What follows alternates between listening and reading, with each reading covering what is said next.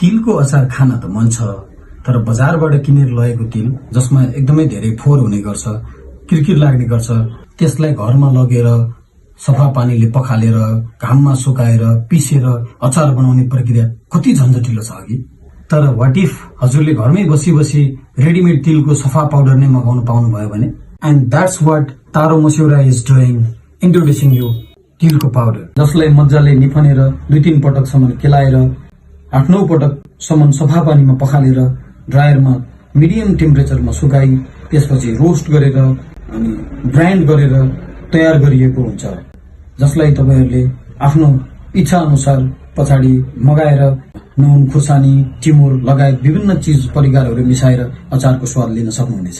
र अझ जेठ महिनाभरि तारो मस्यौराले आफ्नो हरेक परिकारमा 20% छुट दिइरहेको छ। त्यसैले अझै समयमै तल दिएको नम्बरमा सम्पर्क गरी आफ्नो अर्डर सुरक्षित गरी आफ्नो भान्साको स्वादलाई अझ टकिलो बनाउनुहोस्।